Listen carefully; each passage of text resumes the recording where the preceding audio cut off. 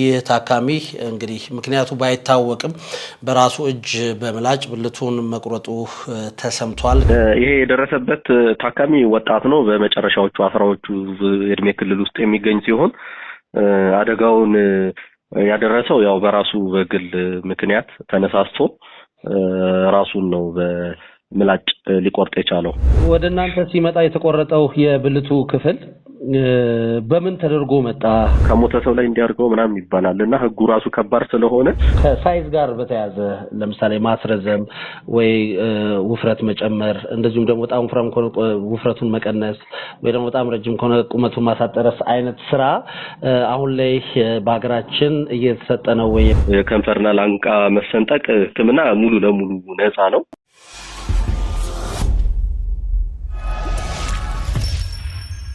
ሰላም ጤና ይስጥልን የተከበራችሁና የተወዳችሁ ውድ ቤተሰቦቻችን እንዴት ናችሁልን?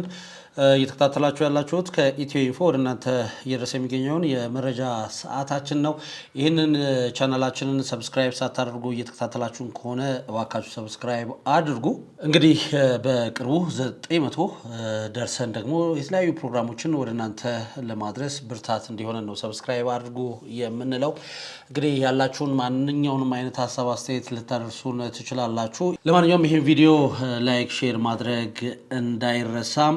እንግዲህ ከሰሞኑ በሀገራችን አንድ አስገራሚ የቀዶ ሕክምና ተደርጓል። ይሄ የቀዶ ጥገና ወይ ደግሞ የቀዶ ሕክምና ምን ላይ ነው የተደረገው፣ ሂደቱስ ምን ይመስላል የሚለውን እንግዲህ ይህንን የቀዶ ሕክምና ካደረጉት ዶክተር ጋር ቆይታ የምናደርግ ነው የሚሆነው። ከመሸጋገሪያ በኋላ ስንመጣ እንግዲህ ስለዚህ የቀዶ ህክምና አንዳንድ መረጃዎችን ነግሬያችሁ በቀጥታ ወደ ዶክተሩ ደውለን ያለው ነገር ምን ይመስላል፣ ህክምናው እንዴት ነው የተሰጠው፣ አሁን ላይስ ያለው ሁኔታ ምንድነው የሚለውን ወደ እናንተ የምናደርስ ይሆናል። እየተከታተላችሁን አብራችሁን ቆዩ።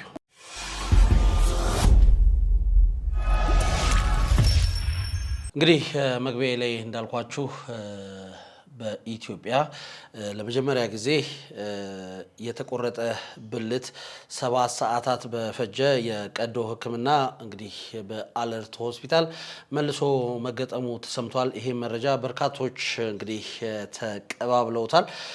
የሆስፒታሉ የፕላስቲክና የሪኮንስትራክቲቭ ቀዶ ህክምና ቡድን 10 እጥፍ በሚያጎላ ዘመናዊ የቀዶ ጥገና መነጽር ወይም ደግሞ ኦፕሬቲንግ ማይክሮስኮፕ በመጠቀም ለ6 ሰዓት የቆየ እጅግ ውስብስብ ቀዶ ህክምና ያካሄዱ ሲሆን በዚህም ሙሉ በሙሉ የተቆረጠ የብልት ክፍልን በተሳካ ሁኔታ የመቀጠል እንግዲህ ቀዶ ጥገና ህክምና ማከናወኑ ነው የተሰማው። ይህ ቀዶ ህክምና በከፍተኛ ጥንቃቄ በላቀ የማይክሮ ሰርጀሪ ክህሎትና በቡድኑ የተጠናቀረ ትብብር እንግዲህ የተሰራ ስለመሆኑ ነው እንግዲህ መረጃዎች የወጡት።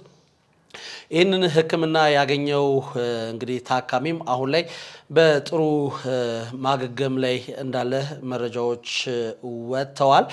በአለርት ኮምፕሬሄንሲቭ ስፔሻላይዝድ ሆስፒታል ይህን ታሪካዊ ቀዶ ጥገና በማሳካት ያሳዩትን የቡድን ስራ ቁርጠኝነትና የሙያ ብቃት በመግለጽ ለፕላስቲክ ሪኮንስትራክቲቭ እና ማይክሮ ሰርጀሪ ቀዶ ጥገና ቡድን እንግዲህ ምስጋና ከተለያየ ቦታ እየተቸራቸው ይገኛሉ። ጉዳዩ ምንድነው? ግለሰቡ በራሱ ላይ ጉዳቱን እንደፈጸመ ነው መረጃዎች የወጡት። እንግዲህ ይህንን ጉዳት ራሱ ላይ የፈጸመው ቅዳሜ ጥር 9 2018 ዓ.ም ከሌሊቱ 6 ሰዓት ላይ እንደሆነ ነው በአለርት ሆስፒታል የቀዶ ጥገናና ሪኮንስትራክቲቭ ክፍል ኃላፊ ዶክተር አብዱረዛቅ አሊ እንግዲህ ለመገናኛ ብዙሃን የተናገሩት። እኛም ምንድነው የምናደርገው በቀጥታ ወደ ዶክተር አብዱረዛቅ አሊ ጋር እንደውልና የህክምናው ሂደት ምን ይመስል ነበረ የሚሉትንና ስለ ማይክሮ ሰርጀሪ እንደዚሁም ደግሞ የተለያዩ ከዚሁ ከማይክሮ ሰርጀሪው ጋር በተያያዘ እየተነሱ ያሉ የተለያዩ ጥያቄዎችን እንጠይቃቸውና ስላለው አጠቃላይ ሁኔታ እንግዲህ ቆይታ የምናደርግ ነው የሚሆነው። የተከታተላችሁን አብራችሁን ቆዩ። ዶክተር አብዱረዛቅ አሊ መሐመድ እባላለሁ። የፕላስቲክ ሪኮንስትራክቲቭ እና ማይክሮ ሰርጀሪ ሰብ ስፔሻሊስት ነኝ። በአለርት ሆስፒታል ማገለገል ሲሆን የክፍሉ የዲፓርትመንቱ ደግሞ ኃላፊ ነኝ። መልካም እንደው ወደ ጉዳዩ ከመግባታችን በፊት ለአድማጭ ተመልካቾቻችን ማይክሮ ሰርጀሪ ምን ማለት ነው ከሚለው እንነሳ። ማይክሮ ሰርጀሪን እና የዚህ የፕላስቲክ ሰርጀሪን እንደው በትንሹ ዲፋይን ቢያደርጉልን። ማይክሮ ሰርጀሪ ማለት በአይን ለማየት የሚያስቸግሩ ወይም ማየት የማይቻሉ አካላትን በአጉሊ መነጽር ወይም በኦፕሬቲንግ ማይክሮስኮፕ ቀዶ ጥገና ማድረግ ማለት ነው።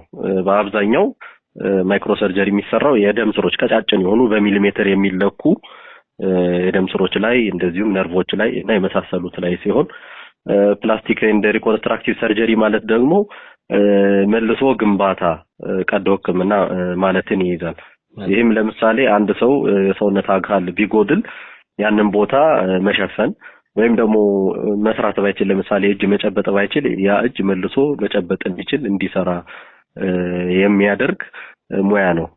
በተለምዶ የኮስሞቲክ ሰርጀሪ ወይም የውበት ቀዶ ጥገና ብቻ ይመስላል ሰው እንደዛ የሚመስለው አለ። ግን ስለዚህ ፕላስቲክ ሰርጀሪ እንዳጠቃላይ ሰው የሚመስለው ምንድነው የኮስሞቲክ ሰርጀሪ ወይም የውበት ቀዶ ጥገና ብቻ ነው የሚመስለው። ነገር ግን የውበት ቀዶ ጥገና አንዱ የፕላስቲክ ሰርጀሪ አካል ነው። ስለዚህ ሰፋ ያለ ትርጓሜን ይዛል ማለት ነው። መልካም እንግዲህ በቀጥታ ወደ ጉዳያችን እንግባና በዛው አንዳንድ ነገሮችን እናነሳለን።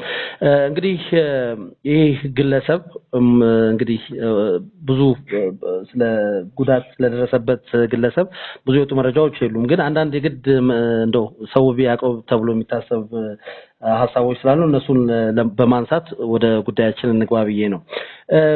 ግለሰቡ ላይ ጉዳቱ እንዴት ደረሰ፣ ምን አይነት እድሜ ክልል ላይ የሚገኝ ነው እንግዲህ ይሄ ሕክምና ያገኘው የሚለውን እንጀምርና ሕክምናው እንዴት ነበር የሚለውን እናንሳ። መልካም ይሄ የደረሰበት ታካሚ ወጣት ነው። በመጨረሻዎቹ 10ዎቹ እድሜ ክልል ውስጥ የሚገኝ ሲሆን አደጋውን ያደረሰው ያው በራሱ በግል ምክንያት ተነሳስቶ ራሱን ነው በምላጭ ሊቆርጥ የቻለው። ከዛም በኋላ ነው ወደኛ ጤና ተቋም መጥቶ ይሄ ሕክምና ሊሰጠው የቻለው። መልካም እንግዲህ እንደ መረጃዎች ከሆነ ለሊት 6 ሰዓት አካባቢ ነው ወደናንተ ወደ ሕክምና ተቋም የመጣውና እንደው ይሄ የቀዶ ሕክምና ሊሳካበት የቻለው የመጀመሪያው ምክንያት እንግዲህ አደጋው ከደረሰ በኋላ የቆየበት ሰዓት ይመስለኛል። ምክንያቱም አንዳንድ ያሉ መረጃዎች ምንድነው የሚጠቁሙት እንግዲህ እንደዚህ አይነት አደጋዎች ከደረሱ ረጅም ሰዓታት ከተቆጠሩ መልሶ ያንን ነገር ወደ ስራ ለማምጣት ትንሽ ከበድ ይላል የሚሉ ነገሮች አሉና እንደው በምን ያህል ልዩነት ቢመጣ ነው መልሶ ይሄን ነገር ማሳካት የተቻለው? በትክክል ምንድነው አደጋው የደረሰው በሌሊት 6 ሰዓት ነበረ ቅዳሜ ዕለት። እኛ ጋር ከመምጣቱ በፊት ሌላ የጤና ተቋም ሄደው ነበረ እንዲቀጠል። ነገር ግን እዛ እንደዚህ አይነት አገልግሎት ስላልነበር እኛ ጋር ደወሉልን ጠዋት 1 ሰዓት በማግስቱ ማለት ነው። ካልኩሌት አደረግን በምን ያህል ሰዓት መሰራትና መጨረስ ይቻላል የሚለውን ጥናቶች እንደሚያሳዩት እስከ 16 ሰዓት አካባቢ ድረስ የብልት ደም ዝውውር ሳይኖር ወይም ኦክሲጅን ሳያገኝ መቆየት ይችላል የሚሉ ጥናቶች አሉና እኛ ካልኩሌት ስናደርግ ከዛ በፊት መጨረስ እንችላለን ብለን ስላሰብን ቀዶ ጥገናውን ለማድረግ ወሰንን። ስለዚህ ጠዋት 1 ሰዓት ላይ ይቻላል አልናቸው። እነሱ 2 ሰዓት አካባቢ መጡ። ቀጥታ ወደ ኦፕሬሽን ክፍል ገባን። ስለዚህ ኦፕሬሽኑን ልናከናውን እንችላለን። ኖርማሊ ጎልደን ታይም የሚባል አለ እንዳልከው በ4 ሰዓት ውስጥ ነው መምጣት ያለበት። ጎልደን ሃወር የሚባለው እንደዛ ነው። ነገር ግን የሱን ከፍ ያለ ሰዓት እድል የሰጠው ለምንድነው ጡንቻ ስለሌለ ብልት ላይ በህይወት የመቆየት ቻንስ አለው። ሌሎች አሁን ለምሳሌ እጅ ላይ ቢቆረጥ ጡንቻ ያለው አካባቢ ቢሆን ከ4 ሰዓት በላይ አንድ ጡንቻ መቆየት አይችልም። ነገር ግን ብልት ላይ ጡንቻ ስለሌለ ረጅም ጊዜ መቆየት ስለሚችል በዛ ማካኝነት ነው ይሄ ታካሚ በቀዶ ሕክምና ሊታከም ይቻላል። መልካም እንደው ወደናንተ ሲመጣ የተቆረጠው የብልቱ ክፍል በምን ተደርጎ መጣ እንግዲህ የሚለውንም እንደው አድማጭ ተመልካቾቻችን እንዲረዱት ምናልባት እንደዚህ ነገር ቢያጋጥም ጥንቃቄ ለማድረግም እንዲመች እንዴት ሆኖ መጥቶ ነው እንግዲህ ይሄ የተሳካ ቀዶ ጥገና ሊደረግ ይቻላል? ትክክል። ምንድነው ሌላ ጤና ተቋም ሄዶ ነበር። ያው እዛም መደረግ ስለማይችል እኛ ጋር ሲመጣ በጎዝ ተጠቅልሎ በበረዶ አጠገቡ ተሸፍኖ በዛ መልኩ ነው የመጣው፣ በላስቲክ ተሸፍኖ ማለት ነው። ይሄ ምንድነው ጥቅሙ? ቀጥታ ሲመጣ ለሌላም ጊዜ ምናልባት ሰዎች ማወቅ ያለባቸው ቀጥታ በረዶ ጋር መነካካት የለበትም። በንጹህ ጨርቅ ተሸፍኖ ቀጥታ በረዶ ሳይነካው ከውጭ ከጨርቁ በኋላ ነው በረዶ መኖር ያለበት። ቀጥታ ካገኘው ዳሜጅ ስለሚፈጥር ያሉትንም ሴሎች ሊገላቸው ይችላልና በዛ አይነት ነው ይዘው የመጡት። በዚህ አጋጣሚ ምናልባት ከዚህ በፊት እንደዚህ አንድ የተቆረጠ ጆሮ አጋጥሞ ነበርና ከሌላ ጤና ተቋም ሲያመጡት ምንድነው ያደረጉት? ፎርማሊን ውስጥ አስገብተው ነው ያመጡት ፕሪዘርቭ ያደርገዋል ብለው። ነገር ግን ፕሪዘርቭ ሳይሆን የሚያደርገው ቶታሊ ዳሜጅ ነው የሚያደርገውና ያንን ጆሮውን ልንቀጥል አንቻልም። ስለዚህ እንዳልከው በዚህ መልኩ ትራንስፖርት ቢደረግ የቀዶ ጥገናውን ውጤታማነት ከፍ ያደርገዋል፣ ከሰዓቱ ባሻገር ማለት ነው። በትክክል። መልካም። ከዚህ በፊት እንደዚህ አይነት ቀዶ ሕክምና በሀገራችን ተሞክሮ ያውቃል? በዚህ በእንትኑ የብልት ሰርጀሪ ከዚህ በፊት የተወሰኑ ሙከራዎች ነበሩ። ነገር ግን የተደረገው ምንድነው እያንዳንዱን ደም ስሩን ነርቡን እንደዚህ ሳይሆን የነበረው ሽንት ቱቦውና ደጋፊ አካላቶቹን እና ቆዳውን ነበር የተቀጠሉት የነበሩት። አብዛኞቹ ብዙም አልሰሩም፣ ፌል ነው ያደረጉት። የተወሰኑ ሰክሰስ ያደረጉም አሉ።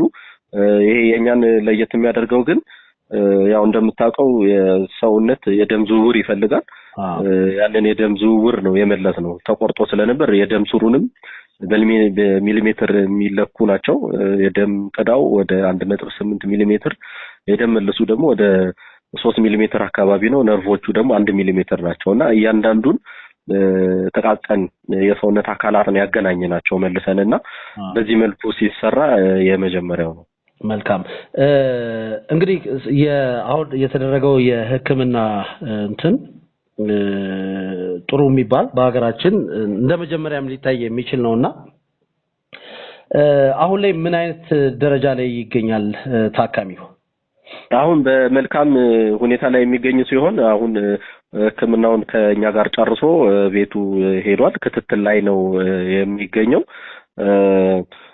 የተወሰነ ጊዜ ያው የማገገሚያ ጊዜ ያስፈልገዋል ሙሉ ለሙሉ ስራውን እስኪሰራ ማለት ነው። ቢያንስ 3 ሳምንት ያህል ሽንቱን መሽናት እስከሚጀምር፣ እንደዚህ ደግሞ የወሲብ ግንኙነት ደግሞ ለማድረግ ቢያንስ 3 ወር ያህል አካባቢ የማገገሚያ ጊዜ ያስፈልገዋል።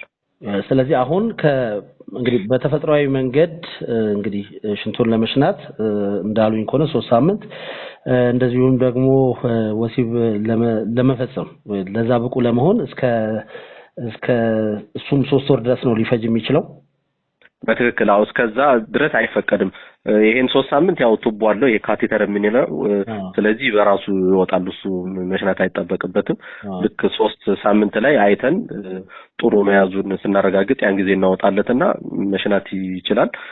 እስከ 3 ወር ግን የወሲባዊ ግንኙነት እንዲፈጽም ገደብ ይጣልበታል። ምክንያቱም በደንብ ሙሉ ለሙሉ መዳን አለበት። ብልት በሚቆምበት ጊዜ አሁን የተሰራውን ስራ ሊያበላሽና ስራውንም የወደፊት ስራውን ተስፋውንም ዝቅ ሊያደርግ ስለሚችል እስከ 3 ወር ድረስ አይፈቀድም። አሁን ላይ ይሄ ሕክምና ምን ያህል ስኬታማ ነው ማለት እንችላለን? ሰርጀሪው ሙሉ ለሙሉ ውጤታማ ነበረ። ሙሉ ለሙሉ የደም ዝውውሩ ተመልሷል። ነርቮቹ ያው ሪከቨሪ ያደርጋሉ ብለን እንጠብቃለን። እሱም እንደዚሁ ጊዜ የሚፈልግ ነው። በጊዜ ሂደት ነው የሚታየው። ስለዚህ አሁን በማገገም ሂደት ላይ ነው ያለው። ማገገም ሂደቱ የተሳካ ከሆነ ሙሉ ለሙሉ ስራውን መስራት የሚችል ወደ ቀድሞ ወደ ነበረበት ተመሳሳይ የሆነ ብቃት ላይ ይመለሳል ብለን እንጠብቃለን። ምን ያህል ሰዓት ፈጀባችሁ ይሄንን ቀዶ ሕክምና ለማድረግ? ምን ያህል ጊዜ ፈጀባችሁ? ምን ያህልስ ክትትል አድርጋችኋል ወደ ቤቱ እስኪመለስ ድረስ ታካሚው? መጀመሪያ ልክ እንደመጣ ቀጥታ ወደ ኦፕሬሽን ክፍል ላይ ያስገባ ነው። ከወገብ በታች ግማሽ ማደንዘዣ ነው የተሰጠው። ይሄ ማደንዘዣ እስኪሰጠው የደም ስሩ ላይ ግሉኮስ እስከሚቀጠል ያው ጊዜ ይፈልጋል። በዛ ሰዓትኛ ቁጭ ብለን አልተቀመጥንም። የተቆረጠችውን አካል ወስደን ማጽዳት፣ የሽንት ቱቦውን መለየት፣ የተቆረጡትን ደም ስሮች እንደዚሁም ነርቮች መለየት ነበር ያደረግነው ከተቆረጠችው አካል ማለት ነው። ልክ ማደንዘዣውን ወስዶ ሁሉ ነገር ዝግጁ እንደሆነ ቀጥታ ወደ መቀጠሉ እንሄድ ነውና አጠቃላይ 6 ሰዓት አካባቢ ነው የፈጀው። ወደ አልጋው እስኪሄድ ደግሞ 1 ሰዓት አካባቢ፣ በአጠቃላይ ወደ 7 ሰዓት የፈጀ ነበር ይሄ ስራ። ከጨረሰ በኋላ ለቀጣዮቹ 24 ሰዓታት በእያንዳንዱ ሰዓቱ ክትትል እናደርግ ነበር። ለቀጣዮቹ 2 ቀናት ደግሞ በየ2 ሰዓቱ ክትትል እናደርግ ነበር። ለምን በማንኛውም ሰዓት የደም ዝውውሩ በተለያዩ ምክንያቶች በህመም ሊሆን ይችላል፣ ወይ ደግሞ በቅዝቃዜ ሊሆን ይችላል፣ ወይ በደም ግፊት መዋዠቅ ሊሆን ይችላል። የደም ዝውውሩ ሊቋረጥ ስለሚችል በጣም የቅርብ ክትትል አድርገናል። የተወሰነ ትንሽ እንኳን ችግር ካየን ቀጥታ ወደ ኦፕሬሽን ክፍል መልሰን ለመግባት ዝግጁ ነበርን። እነዚህን 3 ቀናት በዚህ መልኩ አለፈ። በዚሁም የተሳካ ቀዶ ሕክምና አደረገን ማለት ነው። እንደው ዓለም ላይ እንደዚህ አይነት ቀዶ ሕክምናዎች እንደሚደረጉ ይታወቃልና እንደው ከተደረጉ ቀዶ ሕክምናዎች ምን ያህሉ ስኬታማ ናቸው? ምን ያህሉ ወደ ታካሚውን ወደ ተፈጥሮ መንገዱ መልሰውታል የሚለው እንደው ቁጥራዊ መረጃ ካለ ወይም ደግሞ ያሉ ልምዶች ካሉ እንደው እንዲያካፍሉ ነው። ኤግዛክት የሆነ ቁጥር የለኝም፣ ግን ከሰው ይለያያል። አንደኛ ቅድም እንዳልነው ሰዓቱ ይወስነዋል፣ የመጣበት ሰዓት ይወስነዋል። የደረገ አደጋው በምን ያህል መልኩ ነው የደረሰው የሚለው ይወስነዋል። የኛ ታካሚ ያው በምላጭ ቀጥታ ቁርጥ ያለ ስለሆነ አቅልሎታል። አንዳንድ ጊዜ መጨፍለቅ ወይ ደግሞ እንደዚህ የተለያዩ 2-3 ቦታ መቆራረጥ ምናምን ሲሆን እንዲህ አይነት ቻንሶቹን ዝቅ ያደርጉታል። ሌሎች ደግሞ ተጓዳኝ ህመሞች ካሉ እነዚህ ነገሮች ለውጤታማነቱ የራሳቸው ቀጥተኛ ተጽዕኖ አላቸውና እነዚህ ነገሮች ከሌሉ ማለት ሻርፕ ከት ቀጥታ ቁርጥ ያለ ከሆነ ተጓዳኝ ህመም ከሌለው ወጣት ከሆነ እና ሌሎች ነገሮች ከተያያዥ ጉዳዮች ከሌሉ ውጤታማነቱ በጣም ከፍ ያለ ነው። ከ90 እስከ 95% በላይ ውጤታማ የሆነ የህክምና አይነት ነው። መልካም። እንደው አንዳንድ ጥያቄዎችን ላንሳ በእኔ በኩል ያሉትን። እንደው አሁን የብዙዎች ጥያቄ ምንድነው ከእንደዚህ ከብልት ጋር በተያያዘ የማስረዘም እንግዲህ ቀዶ ሕክምና ከሌላ ወደ ሌላ አመቶ የመተካት ስራዎች እንደዚህ አይነት ስራዎች ማከናወን ይቻላል አሁን ባለው ቴክኖሎጂ ብለው ያስባሉ? አሁን ባለው እንትን ያው ከአንድ ሰው ወደ ሌላ ሰው ንቅለ ተከላ ይደረጋል። ያው በሀገራችንም እንደምታውቁት የኩላሊት ንቅለ ተከላም ይደረጋል። ነገር ግን ያው የሰው አካል ወደ ሌላ ሰው ሲሄድ ምንድነው ያው ባዕድ አካል ነው፣ ሰውነታችን አያውቀውም። ያ ማለት ምንድነው ያው ሪጀክት ያደርገዋል፣ ኢንፌክሽን ይፈጥራል፣ እንትን ይለዋል። ያ ነገር እንዳይሆን ምንድነው እድሜ ልክ የሚወሰዱ መድኃኒቶች አሉ፣ ይሄን ባዕድ አካል ሪጀክት እንዳያደርገው ማለት ነው። ስለዚህ ከሌላ ሰው የሚወሰዱ ነገሮች በትክክል ሪሊ በጣም አስፈላጊ ናቸው ወይ ተብሎ መታሰብ አለበት። ስለዚህ አሁኑ በዘመናችን በደረሰበት ቴክኖሎጂ መሰረት የተለያዩ ከሰው ላይ የሚደረጉ አሉ። ኩላሊት እንደተባለው አለ፣ ጉበት፣ አንዳንድ ጊዜ ሳምባ፣ ልብ፣ በእኛ በፕላስቲክ ሰርጀሪ ዘርፍ ደግሞ ምናልባት እንደምታውቀው የእጅ ንቅለ ተከላ ይደረጋል ከሌላ ሰው፣ ወይም ደግሞ ፌስ የፊት ንቅለ ተከላ፣ እንደዚህ ነገሮች ይደረጋሉ። ግን ከሰርጀሪው የበለጠ ከዛ ባሻገር አሁን ቀደም ያልኩ ሪጀክት ሊያደርግ ይችላል። ሰውነት የራሱ ስላልሆነ ስለሚያቅ ያንን መከታተሉ ከባድ ነው። የእድሜ ልክ የሚወሰዱ መድኃኒቶች አሉ፣ በቀላሉ የሚገኙ አይደሉም፣ ረጅም ክትትል ይፈልጋል እና በዛ መልኩ ነው ያለው።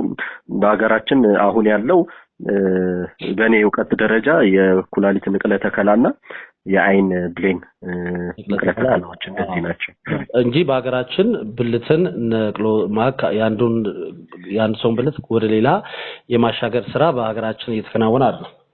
እኛ እየተከናወነ አይደለም። በሀገራችን ህጉም ደግሞ በጣም ከባድ ነው። እንደዚህ ዝም ተብሎ ከሌላ ሰው አንዳንድ ጊዜ ምናልባት እንዲህ የሚናፈሱ አሉ ከሰው ላይ ወስደው እንደዚህ አድርጎ ምናምን ይባላልና ህጉም ከባድ ነው።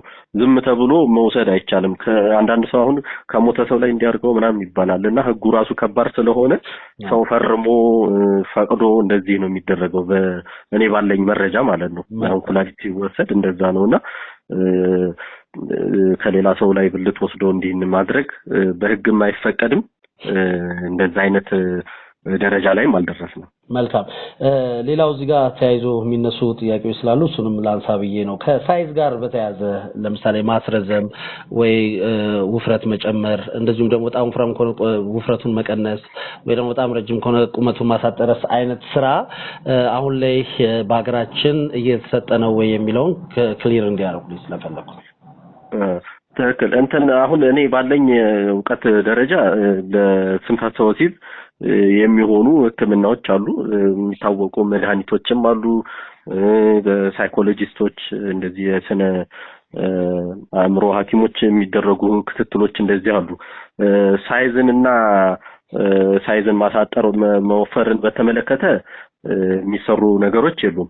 በእርግጥ አንዳንድ ሶሻል ሚዲያዎች ላይ የሚታዩ እዛ ላይ የሚቀቡ እንደዚህ የሚዋጡ ምናምን የሚባሉ ነገሮች አሉ። ግን እኔ አሁን ባለኝ መረጃ እንደዚህ አይነት ነገሮች በሰርጀሪ የሚሆን በመድኃኒት የሚደረጉ ነገሮች የሉም ሀገራችን ላይ። መልካም። እንደው በአለርት ሆስፒታል ወደ ሆስፒታል እንመለስና እዚህኛውን ጉዳይ ብለን ከዚህ በፊት እንደዚህ የተለዩ ምን አይነት ሰርጀሪዎችን ሰርታችኋል? እንደዚህ አነጋጋሪ የሆኑ ሰርጀሪዎችን ሰርታችኋል? ምን አይነት ሂደት እየተከተላችሁ ነው? በቅርቡ እንግዲህ የተለያዩ ሚዲያዎች ላይ ስማችሁ በተደጋጋሚ እየተነሳ ነው። በበጎ ኢትዮጵያ ውስጥ ካሉ ሆስፒታሎች የተለያዩ እንግዲህ አስደማሚ ስራዎችን እየሰራችሁ ነውና እንደው ምን አይነት የተለየ ሰርጀሪዎችን ሰርታችኋል? መልካም። ያው እኔ ፕላስቲክ ሰርጀሪ ክፍል ስር ስለሆነ ያለሁትኝ በዛ ስር ያሉትን ነው መናገር የምችለው። ግን ከዛ ውጭ በአጠቃላይ ቀዶ ህክምና ኒውሮ ሰርጀሪ በጭንቅላትና በህብለ ሰለሰር በማህፀንና ጽንስ እንደዚህ በተለያዩ የሰርጀሪ ክፍሎች ብዙ አስደማሚ ሰርጀሪዎች ይሰራሉ። በእኛ ክፍል ግን ያው ምንድነው እንደዚህ በማይክሮ ሰርጀሪ ይሁን በሌላ ፕላስቲክ ሰርጀሪ የተለያዩ ለምሳሌ አፍንጫ ሙሉ ለሙሉ የሌለው እሱን መስራት ሰራንበት አጋጣሚዎች አሉ በብዛት ማለት ነው። እንደዚህ ጆሮ ሳይኖራቸው የሚወለዱ አሉ። እሱን መስራት መልሶ ወይም ባደጋም ሲቆረጥ እንደዚህ መልሶ መስራት አለ። ከዚህም ባሻገር ደግሞ በመኪና አደጋ ደርሶባቸው እግራቸው እስከ መቆረጥ ደረጃ ደርሶ ያንን የመቆረጥ አደጋ የቀለበስንበት ሁኔታዎች፣ በተለይም ደግሞ የካንሰር ታማሚዎች የዚህ የማይክሮ ሰርጀሪ ተጠቃሚዎች ናቸው። በተለይ ከአንገት በላይ ካንሰር የደረሰባቸው ታካሚዎች ያ ካንሰር ከተወገደ በኋላ ያንን ቦታ መሸፈን በጣም ከባድ ነው ማይክሮ ሰርጀሪ ከሌለና በዛ አማካኝነት ከተለያዩ የሰውነት አካል ላይ ከጀርባ ሊሆን ይችላል፣ ከግርጡንቻ ወይ ከቅልጥም አጥንት ተወስዶ ሊሆን ይችላል። ከነደም ስሩ ንቅለ ተከላ ተደርጎ አገጭ ፊት ላይ ያሉ የተለያዩ አካላቶች እና ክፍተት አለባቸው ተብሎ የሚታሰቡ አስቸጋሪ ቁስሎችን በዚህ በማይክሮ ሰርጀሪ የሸፈንባቸው አጋጣሚዎች አሉ። መልካም። በዲፓርትመንቶች እናንተ አሁን እርሶ ባሉበት ዲፓርትመንት የሚሰጡ የህክምና አገልግሎቶች እንደው ምንድናቸው? አድማጭ ተመልካቾቻችን እንዲያውቁ በእናንተ ስር ያሉ የምትሰጧቸው ህክምናዎች ምንድናቸው? በእኛ ዲፓርትመንት በፕላስቲክ ሪኮንስትራክቲቭ እና ማይክሮ ሰርጀሪ ያው ባጭሩ ምንድነው ፕላስቲክ ሰርጀሪ የጎደለን አካል መተካት ወይም መስራት ያቃተውን አካል እንዲሰራ ማድረግ ነውና ባጭሩ ይሄ ነው። ስለዚህ አሁን በተፈጥሮ ሊሆን ይችላል። ለምሳሌ ከንፈርና ላንቃ መሰንጠቅ ያለባቸው ታካሚዎችን ማከም። በዚህ አጋጣሚ ምናልባት ከንፈርና ላንቃ መሰንጠቅ ህክምና ሙሉ ለሙሉ ነፃ ነው። ምንም ክፍያ የለም። ሆስፒታላችሁ በነፃ ነው ይሄ አገልግሎት የሚሰጠው? በነፃ ነው አገልግሎት የሚሰጠው። ከዚህ በተጨማሪ የእጅ ሰርጀሪ እንሰራለን። የጅማት፣ የነርቭ፣ የደም ስር፣ የአጥንት ስብራት እንደዚሁም ደግሞ በተፈጥሮ ምክንያት የተጣበቁ እጆች እንዲህ መለየት ሌላ ደግሞ በአደጋ ላይ ለምሳሌ ፊት ላይ ወይ መንጋጋ ላይ የሚደርሱ አደጋዎች ቅድም እንዳልኩት አፍንጫ፣ ጆሮ፣ ከንፈር፣ ፊት ላይ ያሉ ማናቸውም አደጋዎች እናከማለን። ከአንገት በላይ ያሉ ካንሰሮችን ካንሰሩ ማስወገድ ብቻ ሳይሆን እሱንም መልሶ መተካት ከቃጠሎ ሕክምና በኋላ የተጠባበቁ እጆች፣ ጉልበት፣ እግር ላይ ሊሆን ይችላል። እነዚህ ነገሮች እንሰራለን። መልካም እንደው በመጨረሻ ከእንደዚህ አይነት አደጋዎች ተመልካቾች አድማጭ ተመልካቾቻችን ወይም ደግሞ ህብረተሰቡ እንዲጠነቀቅ ምን አይነት መልእክት ያስተላልፋሉ? እንደው ድንገትስ እንደዚህ አይነት ነገር ከደረሰ ምን መደረግ አለበት? ምን አይነት ጥንቃቄ ተደርጎ ወደ ሕክምና ተቋም መምጣት አለባቸው ብለው ያስባሉ? ብዙ ጊዜ እንዲህ አይነት የመቆረጥ አደጋ የሚደርሰው በአደጋ ነው። በተለይ ደግሞ ስራ ላይ በሚያጋጥሙ ማሽን ላይ የሚሰሩ ሰዎች ናቸው ብዙ ጊዜ እጃቸው እንዲህ የተለያየ አካላቸው የሚቆረጠውና ጥንቃቄ ማድረግ አለባቸው። ብዙ ጊዜ ከሰዓት በኋላ ምግብ ከተበላ በኋላ በድካም ጊዜ ነው የሚያጋጥመውና መጀመሪያው ሴፍቲ ቱሎችን መጠቀም ያስፈልጋል። ጓንት መጠቀም ካለባቸው እንደዚህ ንቃት ደግሞ ያስፈልጋል።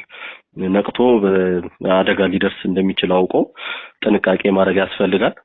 አንድ ጊዜ ከደረሰ በኋላ ደግሞ ያው ቶሎ ብሎ ወደ አቅራቢያቸው ወደሚገኝ ማንኛውም የጤና ተቋም መሄድ ያስፈልጋል። ለምን በጣም የሚደማ ነገር ካለ ያንን መጀመሪያ ማቆም ያስፈልጋል። በህይወት መቆየት ያስፈልጋል።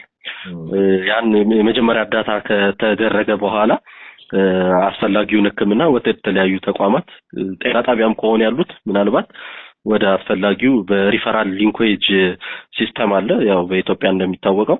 ስለዚህ በዛ አማካኝነት በሪፈራሉ ሲስተም አማካኝነት አስፈላጊውን ሕክምና እዛ ያሉ ጤና ባለሙያዎች ኮንታክት አድርገው ሕክምናውን ማግኘት ይችላሉ ማለት ነው። መልካም። በመጨረሻ የሚያስተላልፉት መልእክት ካለ ሊሉን የሚፈልጉት ነገር ካለ እድሉን ልስጥ። አመሰግናለሁኝ። በመጀመሪያ ያው የእናንተ ሚዲያ ይሄንን እድል ስለሰጠኝና ስለ ስራችን ለማሳወቅ ኢንተርቪው ስላደረጋችሁኝ ያው በመቀጠል ያው ብዙ ሀገራችን ላይ መሰራት የማይችሉ የሚመስሉ ነገሮች እየመጡ ነው ማለት አሁን በፕላስቲክ ሰርጀሪ ኦልሞስት ዓለም የደረሰበት ደረጃ ላይ እየደረስን ነው ማለት ይችላል። ብዙ አይሰሩም ተብሎ የሚታሰቡ ለምሳሌ ከእግር ጣት ወስዶ እጅ ላይ ማድረግ እንዲህ ነገሮች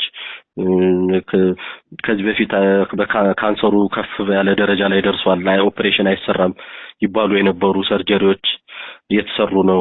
እንዲህ ነገሮች በሌሎችም የሕክምና ፊልዶች ዓለም የደረሰበት ደረጃ ላይ እየደረስን ስለሆነ ሪፈራል ሲስተምን ወደ ውጭ ሀገር የመላክንተንን እየቀነስን የውጭ ምንዛሪን እየቆጠብን ያለነውና ስለዚህ ሀገራችን ላይ ምን ሰርቪስ ይሰጣል የሚለውን ያው ሰውም በራሱ ሪሰርች እንዲያደርግ በዚህ አጋጣሚ ልመክር እወዳለሁ። በጣም ነው የማመሰግነው። በአለርት ሆስፒታል የቀዶ ጥገናና ሪኮንስትራክቲቭ ክፍል ኃላፊ የሆኑት እንግዲህ ከዶክተር አብዱረዛቅ አሊ ጋር ነበር ቆይታ ያደረግነው። በአድማጭ ተመልካቾቻችን ስም እጅግ ከልብ አድርገን እናመሰግናለን። ጊዜዎትን ሰውተው እንግዲህ ከኛ ጋር ቆይታ ስላደረጉ ለአድማጭ ተመልካቾቻችን ለቤተሰቦቻችን እንግዲህ ጥሩ ማብራሪያ ስለሰጡ በድጋሜ ክብረት ይስጥልን። እኔም በጣም አመሰግናለሁ። አድማጭ ተመልካቾቻችን እንግዲህ እንደሰማችሁት ነው ከሰሞኑ 7 ሰዓታት በፈጀ ቀዶ ሕክምና እንግዲህ የተቆረጠ ብልትን መልሶ በሀገራችን መግጠም ተችሏል። ይሄም በሀገራችን እየተደረገ ያለውን እንግዲህ የሕክምና ቴክኖሎጂ አንድ ደረጃ ከፍ ያደረገ ነው ማለት ይቻላል። ይህ ታካሚ እንግዲህ ምክንያቱ ባይታወቅም በራሱ እጅ በምላጭ ብልቱን መቁረጡ ተሰምቷል። ከዛ በኋላ ወደ ተለያዩ ሕክምና ተቋማት ቢሄድም መጨረሻ ወደ አለርት መጥቶ ሕክምናውን እንግዲህ በሰማችሁት መልክ ማግኘቱ ተሰምቷል። እንደዚህ አይነት ገጠመኞች እንግዲህ በዓለማችን ላይ በተለያዩ ጊዜ ተከናውነዋል ወይም እንደዚህ አይነት አደጋዎች ደርሰዋል። እንግዲህ የመጀመሪያውን ለመመልከት ያህል ከዛሬ 10 ዓመት በፊት እንዲሁ ደቡብ አፍሪካ ውስጥ እንደዚህ አይነት ሕክምና የተደረገ ሲሆን ሕክምናውን ያገኘው ግለሰብ ጤናማ ሕይወት መምራት ችሎ ልጅ እስከ መውለድ እንግዲህ መድረሱ በሰዓቱ ተዘግቧል።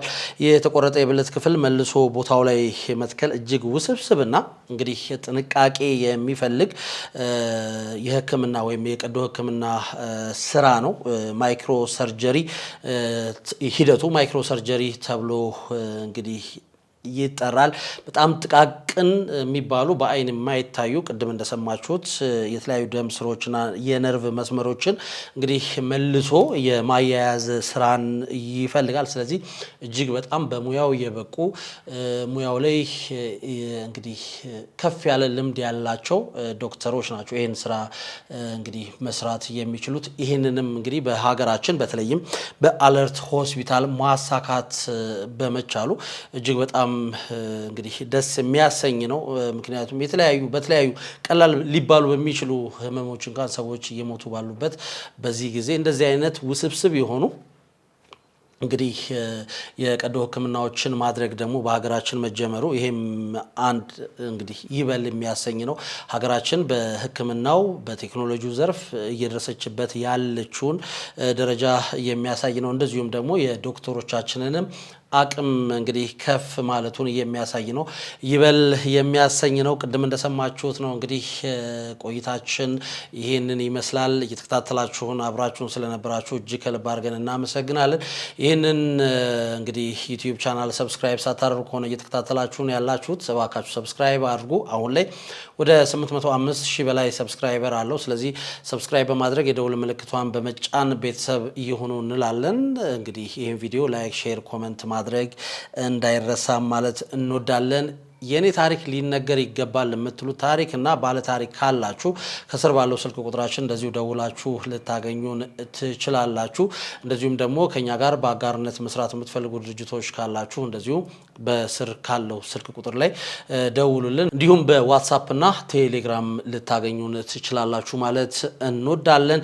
የዛሬው መረጃችን ይህንን ይመስል ነበር። የተከታተላችሁን አብራችሁን ስለነበራችሁ እጅግ ከልብ አድርገን እናመሰግናለን። መልካም ጊዜ